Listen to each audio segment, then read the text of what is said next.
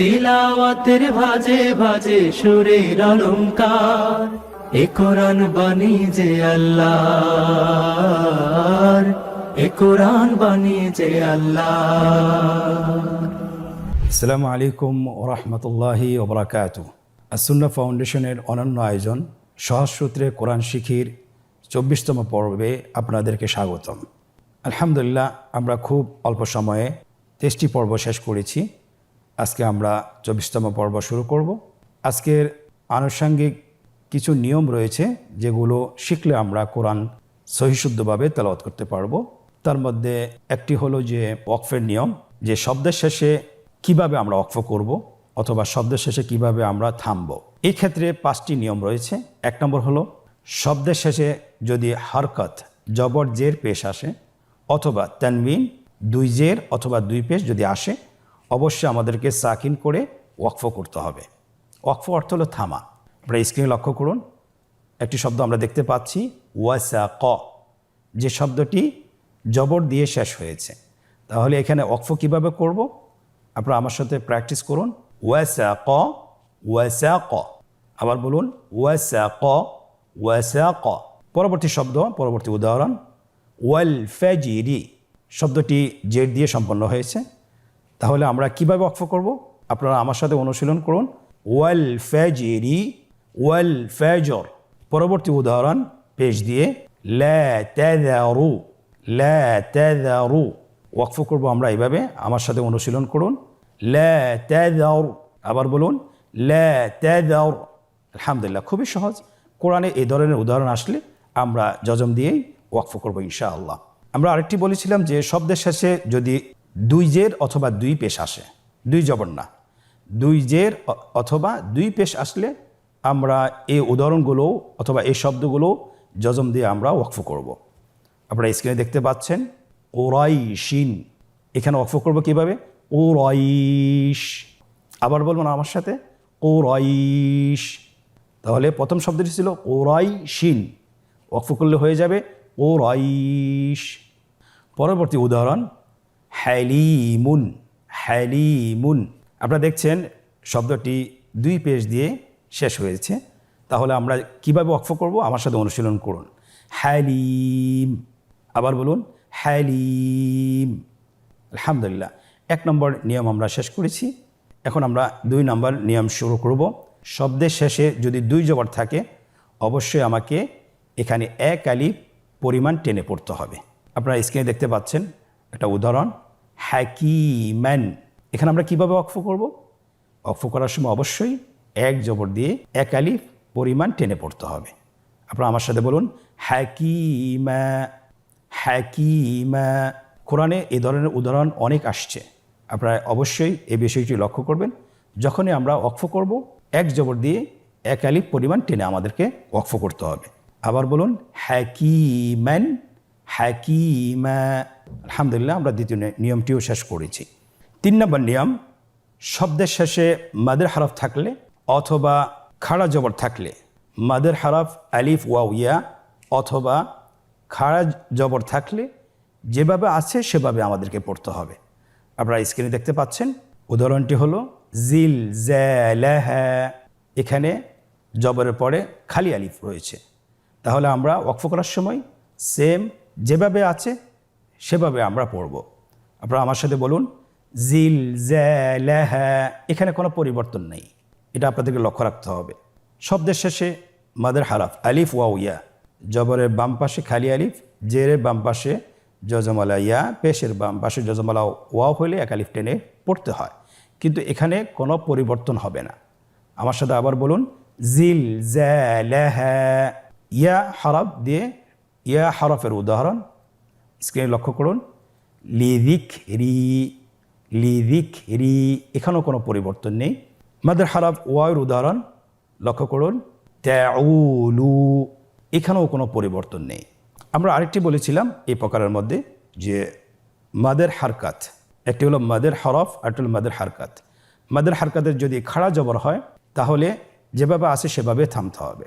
উদাহরণটি লক্ষ্য করুন ওয়াদ্দুহা ওয়াদ্দুহা। এখানে আমি যদি মিলিয়েও পড়ি ওয়াদ্দুহা ওয়াল্লাইলি, কোনো পরিবর্তন নেই। আবার যদি আমি ওয়াকফ করি তাহলে যেভাবে আছে সেভাবে আমরা পড়ব। ওয়াদ্দুহা, এই প্রকারের মধ্যেই মাদের হারকাতের যদি উল্টা পেশ থাকে অথবা খাড়া জের থাকে তাহলে এই শব্দের উপর ওয়াকফ করতে হলে অবশ্যই সাকিন দিয়ে ওয়াকফ করতে হবে। আপনারা স্ক্রিনে দেখুন, উদাহরণটি হলো ওয়া'আদ্দাদাহু। তাহলে কিভাবে আমরা ওয়াকফ করব? অবশ্যই আমাদেরকে সাকিন দিয়ে ওয়াকফ করতে হবে। আপনারা আমার সাথে অনুশীলন করুন, ওয়া'আদ্দাদাহ। আবার বলুন ওয়া'আদ্দাদাহ। পরবর্তী শব্দ খাড়া জের দিয়ে যাহরিহি। এখানে আমরা কিভাবে ওয়াকফ করব? আমরা দেখছি এখানে খাড়া জের রয়েছে, অবশ্যই ওয়াকফ করার সময় জজম দিয়েই আমাদেরকে ওয়াকফ করতে হবে। তাহলে আমার সাথে অনুশীলন করুন, যাহরিহি। আবার বলুন যাহরিহি। আলহামদুলিল্লাহ, আমরা 3 নম্বর নিয়মটি শিখেছি। এখন আমরা 4 নম্বর নিয়মটি শিখব। শব্দের শেষ হরফে গোলতা থাকলে, শব্দের শেষ হরফে গোলতা থাকলে তা সাকিনযুক্ত হাতে পরিবর্তন করে ওয়াকফ করতে হয়। আপনারা উদাহরণটি দেখতে পাচ্ছেন, মুসাদাতুন। এখানে শেষের হরফটি হলো গোলতা। তাহলে শেষের হরফটি যদি গোলতা থাকে ওয়াকফ করার সময় অবশ্যই আমরা হাতে পরিবর্তন করে ওয়াকফ করব। আপনারা আমার সাথে অনুসরণ করুন, মুসাদাহ। আবার বলুন মুসাদাহ। খুবই সহজ নিয়ম, যদি আমরা একটু খেয়াল করে পড়ি তাহলে ইনশাআল্লাহ আমাদের তেলাওয়াতের সময় কোনো ভুল হবে না। এখন আমরা শিখব 5 নম্বর নিয়ম। শব্দের শেষ হরফে হরকত অথবা তানবিন সহকারে তাসদীদ হলে অবশ্যই আমাদেরকে হরকত অথবা তানবিনকে বাদ দিয়ে তাসদীদের উপরে ওয়াকফ করতে হবে। আপনারা স্ক্রিনে লক্ষ্য করুন, একটি শব্দ আমরা দেখতে পাচ্ছি আস-সামিরিয়্যু। আমরা এখানে কীভাবে ওয়াকফ করব? অবশ্যই এখানে যেহেতু হরকত রয়েছে হরকতকে বাদ দিয়েই আমরা তাসদীদের উপর ওয়াকফ করব। আপনারা আমাকে দেখুন এবং আমার সাথে অনুশীলন করুন, আস-সামিরি, আস-সামিরি। পরবর্তী আমরা আরেকটি শব্দ দেখতে পাচ্ছি যে শব্দটি তানবিন সহকারে তাসদীদ এসেছে। তাহলে এখানে আমরা কিভাবে ওয়াকফ করব? প্রথম শব্দটি হলো মুস্তাকাররুন। আমরা দেখতে পাচ্ছি তানবিন সহকারে তাসদীদ রয়েছে, অবশ্যই আমাদেরকে তানবিনটাকে বাদ দিয়েই তাসদীদের উপর ওয়াকফ করতে হবে। আপনারা আমার সাথে বলুন মুস্তাকার। তাহলে আমরা শব্দের শেষে কিভাবে ওয়াকফ করব এটির আমরা 5টি নিয়ম শিখলাম। ইনশাআল্লাহ আশা করি আমাদের যখন এটা বারবার অনুশীলন করব তাহলে হয়তো আমাদের আর ভুল হবে না বিইذনিল্লাহি তাআলা। 5 নম্বর নিয়মের মধ্যে আরেকটি বিষয় রয়েছে, যদি শেষ হরফটি নুন এবং মিম হয়, এই নুন এবং মিমের উপর থামতে হলে অবশ্যই আমাদের গুণনা করে থামতে হবে। আপনারা একটি উদাহরণ দেখতে পাচ্ছেন, জান্নুন। এখানে আমরা কীভাবে ওয়াকফ করব? আপনারা স্ক্রিনে দেখুন, শেষ হরফটি নুন এবং তানবিন এবং তাসদীদ সহকারে এসেছে, অবশ্যই তানবিনকে বাদ দিয়ে আমরা নুনের উপরে ওয়াকফ করব, কিন্তু এক্ষেত্রে শর্ত হলো অবশ্যই গুণনা করতে হবে। যেমন আমার সাথে অনুশীলন করুন, জান।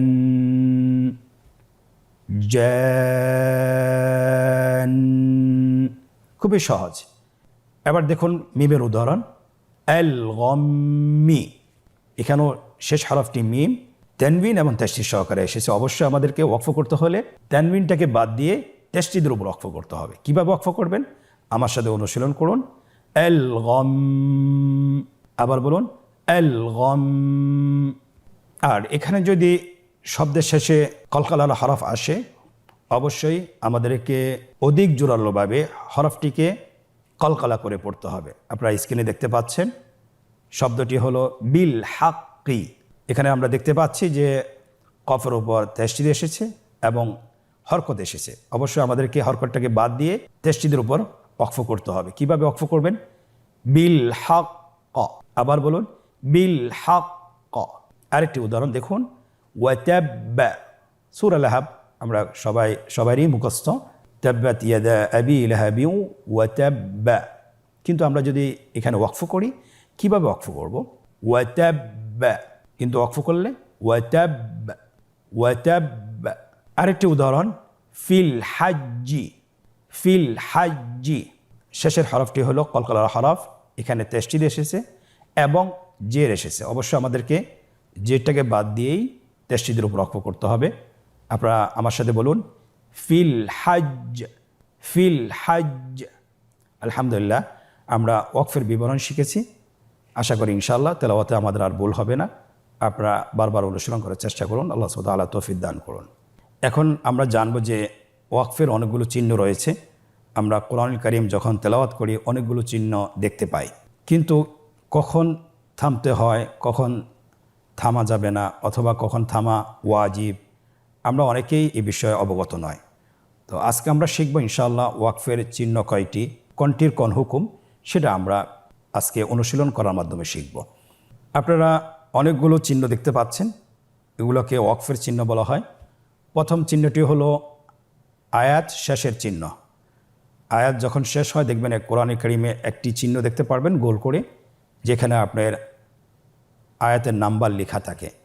অবশ্যই আমাদেরকে এখানে থেমে পড়তে হবে। তাহলে আপনারা স্ক্রিনে লক্ষ্য করুন, একটি আয়াত আমরা দেখছি সূরা ইখলাসের, কুল হুয়াল্লাহু আহাদুন। এখানে আমরা ওয়াকফ করব, কুল হুয়াল্লাহু আহাদ।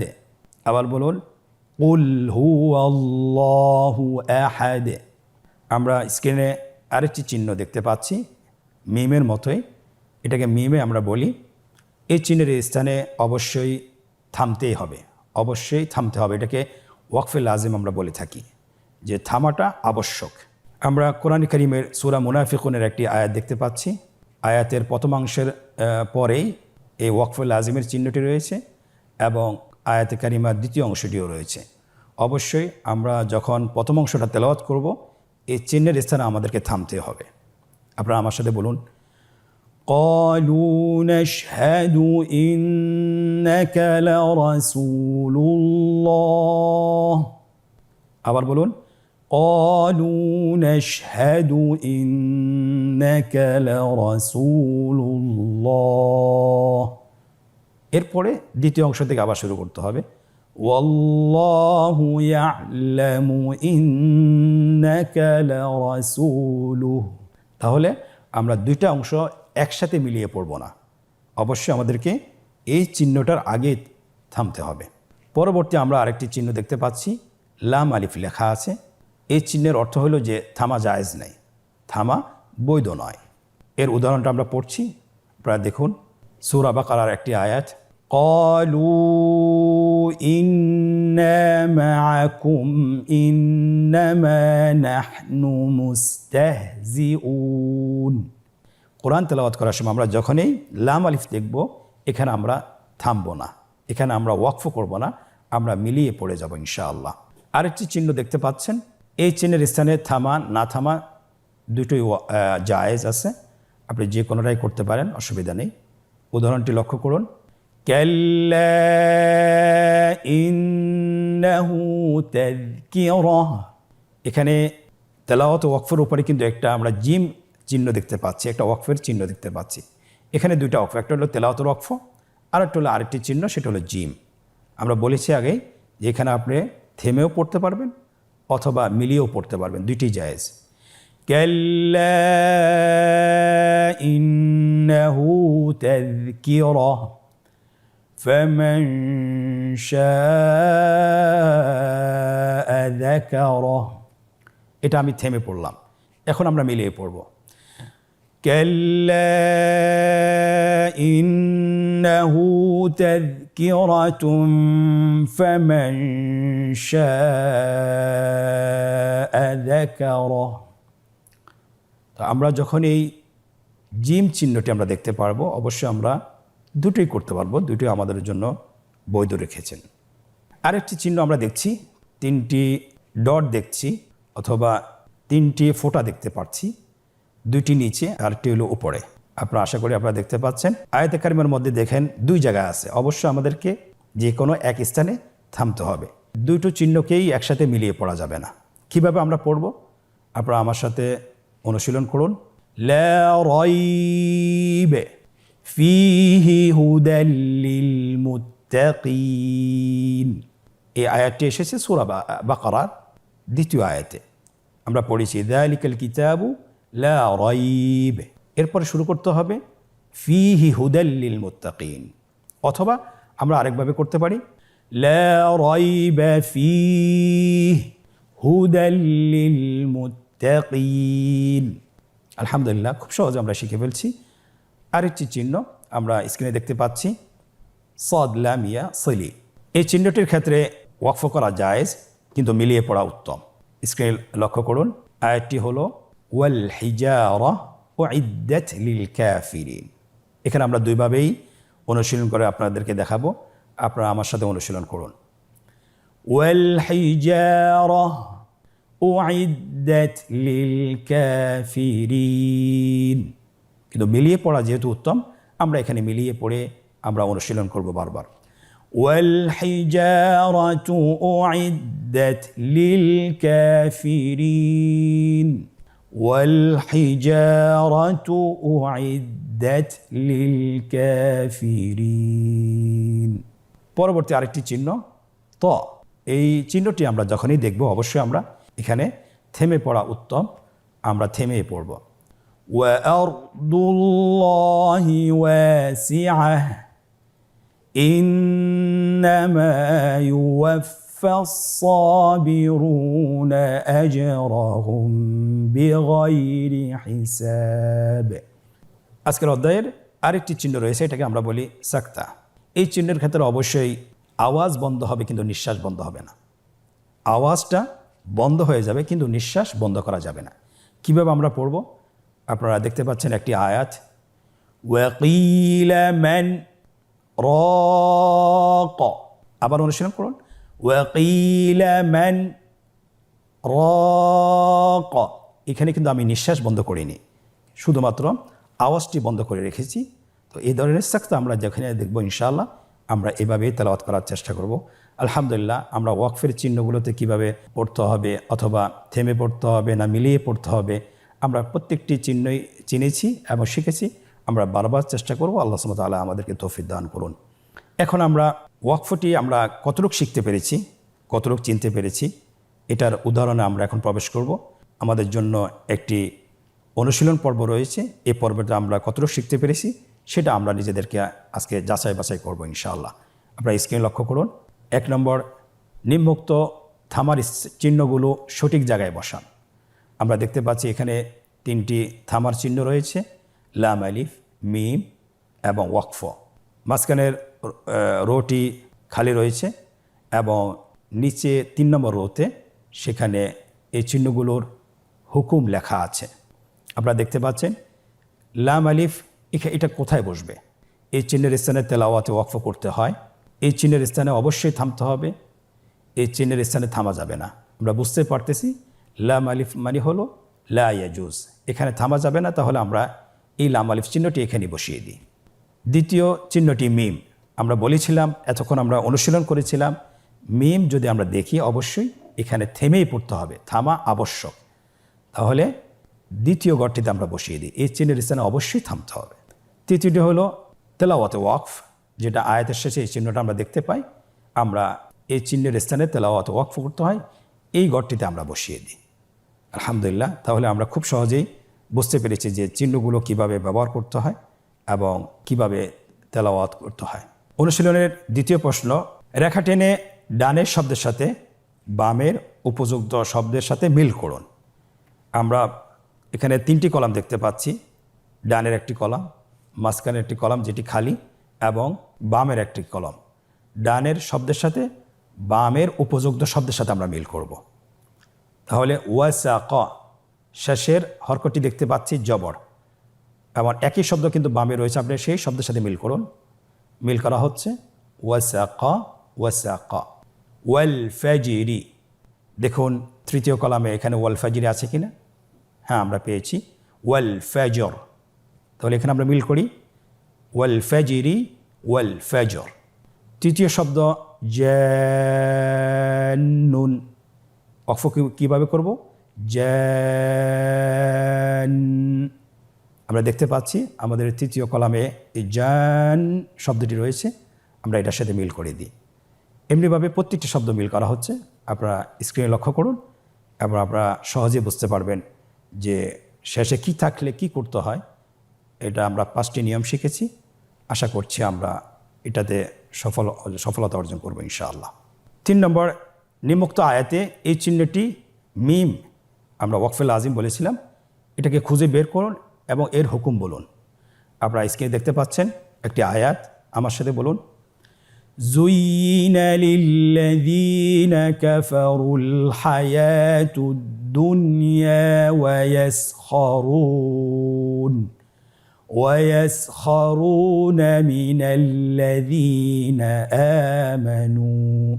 এখানে আমরা একটা ওয়াকফ লাজিমের চিহ্ন দেখতে পাচ্ছি। এটার নিয়ম হলো অবশ্যই এখানে থামতে হবে, এটাকে অতিক্রম করা যাবে না। এই চিহ্নের আগের আয়াত এবং পরের আয়াত দুটোকে একসাথে মিলিয়ে পড়া যাবে না, এখানে থামতে হবে। পরের অংশ থেকে আমাদেরকে আবার শুরু করতে হবে।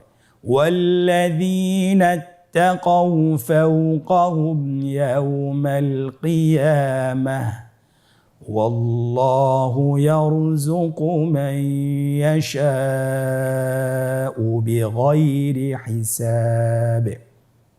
আলহামদুলিল্লাহ, আশা করি আলহামদুলিল্লাহ আপনারা যারা আমাদেরকে দেখছেন, আমাদেরকে শুনছেন, আমাদের সাথে অনুশীলন করছেন, ইনশাআল্লাহ ভবিষ্যতে আমরা যখন কোরআন তেলাওয়াত করব এ ধরনের আমাদের আর ভুল হবে না। আমরা কখন থামবো না, কখন মিলিয়ে পড়তে হবে, কখন মিলিয়ে পড়তে হবে না, অথবা কখন মিলিয়ে পড়া উত্তম এবং কখন থামা আবশ্যক, আমরা প্রত্যেকটি হুকুমই আমরা জেনেছি। আল্লাহ সুবহানাহু ওয়া তাআলা আমাদেরকে কোরআন তেলাওয়াতে সহিশুদ্ধতা দান করুন, সব আল্লাহুম্মা আমিন। আজকের পর্ব থেকেই এখানে বিদায় নিচ্ছি, পরবর্তী পর্বতে আবারও দেখা হচ্ছে। জাযাকুমুল্লাহ খায়র। আসসালামু আলাইকুম ওয়া রাহমাতুল্লাহি ওয়া বারাকাতুহু। আসুন্নাহ ফাউন্ডেশন, উম্মার স্বার্থে সুন্নাহর সাথে।